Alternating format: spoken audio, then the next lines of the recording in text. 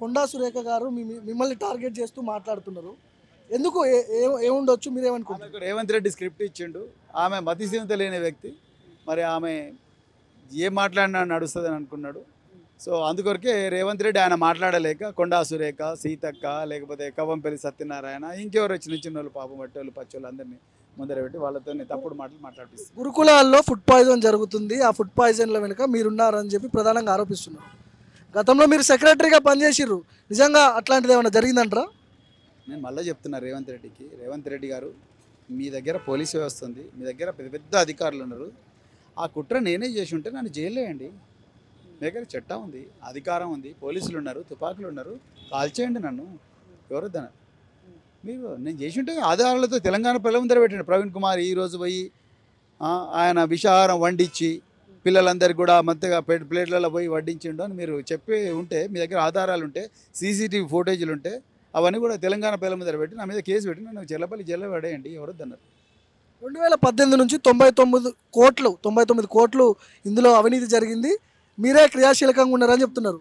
మరి తీయండి అవినీతి, ఎవరొద్దన్నారు. 18 నుంచి అవినీతి నిరోధక శాఖ మీ దగ్గరే ఉన్నది. మరి పెట్టండి ఆధారాలతో సహా అవినీతి నిరోధక శాఖను మా ఇంటికి పంపించి మా ఇల్లు రైడ్ చేసి అవన్నీ కూడా 99 కోట్లు తీసుకుపోయి గన్ పార్క్ ముందర పెట్టండి. సంతోషం. I'll be very happy. I'll be very very happy. ఆ 99 కోట్లు తీయండి, నా దగ్గర కూడా డబ్బులు లేవు. కానీ ఒక పార్టీ గవర్నమెంట్లో ఉన్న మంత్రి స్వయానా మీ మీద ఆరోపణలు చేసింది. ఎంతో కొంత నిజం ఉండొచ్చు కదా అని ఒక చర్చ జరుగుతుంది. ఏమంటారు దీన్ని? నిజం ఉంటే మరి తీయండి కదా, ఎవరొద్దన్నారు. ఆరోపణలు చేసినప్పుడు ఆధారాలు కూడా చూపించాలి. ఆధారాలు లేకపోతే నిరాధారమైన ఆరోపణ అవుతుంది. నిరాధారమైన ఆరోపణ చేసేవాడు మతిస్థిమిత లేని వాడే చేస్తాడు. ఎర్రగడ్డ నుంచి మెంటల్ నుంచి పారిపోయి వచ్చినట్టే నిరాధారమైన ఆరోపణలు చేస్తాడు. అలాంటి వాళ్ళు మంత్రులుగా ఉండడం మన తెలంగాణ ప్రజలు చేసుకున్న దురదృష్టం.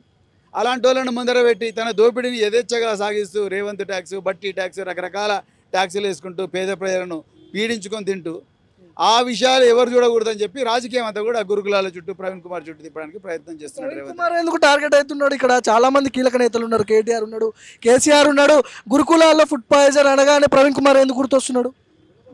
అది తెలంగాణ సమాజమే చెప్పాలి. తెలంగాణ సమాజమే ఎందుకు ప్రవీణ్ కుమార్ని టార్గెట్ చేస్తున్నారన్న విషయం ఆ సమాజమే చెప్పాలి. అలా ప్రవీణ్ కుమార్ కేసీఆర్ గారి హయాంలో కేసీఆర్ గారు ఇచ్చిన ప్రోత్సాహం మేరకు ప్రవీణ్ కుమార్ అనే వ్యక్తి గురుకులాలను ప్రపంచ స్థాయికి తీసుకుపోయిండండి. తెలంగాణలో ఇన్ని గురుకులాలు ఇంత గొప్పగా ఈరోజు మీరు ఎక్కడైనా చూసినరా? ఏ రాష్ట్రంలో కూడా విద్య మీద ఇంత చర్చ జరుగుతుంది తెలంగాణలో జరిగినంత ఎందుకు జరుగుతుంది మీరు చెప్పండి? కర్ణాటకలో జరుగుతుంది, తమిళనాడు జరుగుతుంది, కేరళ జరుగుతుంది, ఉత్తరప్రదేశ్ జరుగుతుంది, ఎక్కడ జరుగుతుంది? ఇక్కడే ఎందుకు జరుగుతూ ఉన్నది చర్చ?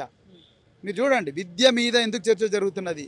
అది తెలంగాణలో బీఆర్ఎస్ పార్టీ తెలంగాణ వచ్చినప్పటి నుంచి ఇది విద్యలో నెంబర్ 1 స్టేట్గా ఉండాలని మేము కోరుకున్నాం. ఆ విధంగా పనిచేసినాం. కానీ ఇవాళ కాంగ్రెస్ పార్టీ ఆ పేరును నాశనం చేస్తున్నది.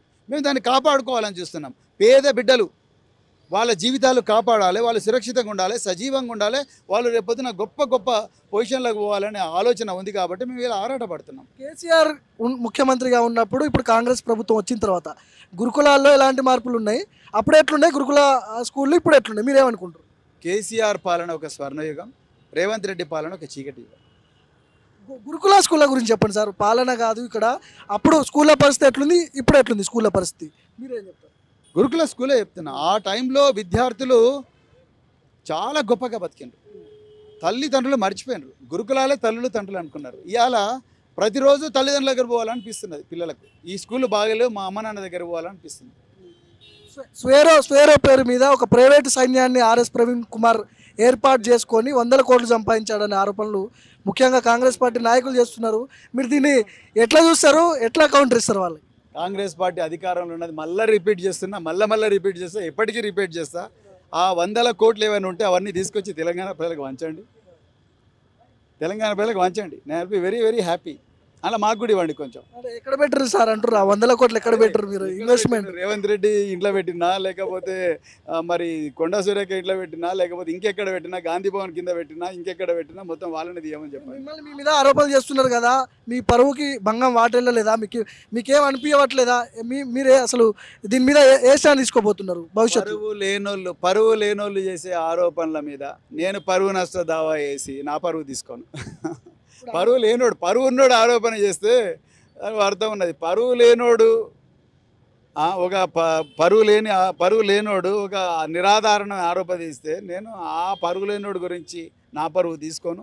నేను ప్రజల కోసం పోరాడుతూనే ఉంటా. ఆ సమయాన్ని అంతా కూడా నేను ప్రజల కోసం వెచ్చిస్తాను. బాధ్యతాయుతమైన మంత్రి పదవిలో ఉన్నది, కానీ మీరు బీర్లు బిర్యానీలు రేవు పార్టీలు చేసుకునే ఆ నైజం మంత్రికి ఉందని చెప్పి మీరు మాట్లాడుతున్నారు. ఆమెనే చెప్పింది, నేను చెప్పాను. ఒకవేళ వాళ్ళు మీ మీద కోర్టుకు పోతే ఆమెనే చెప్పింది, పొమ్మని చెప్పండి. ఎవరు అన్నారు? పొమ్మని చెప్పండి. I will be very happy. పొమ్మని చెప్పండి ఆమెను. I will be very very happy. ఆమెనే చెప్పిందిగా, బీర్లు లేకుండా బిర్యానీలు లేకుండా పార్టీలు నడుస్తాయా అని ఆమెనే చెప్పింది. అదే నేను ఉటంకిస్తూ చెప్పిన. ఆమెనే పొమ్మని చెప్పండి. I will be very very happy.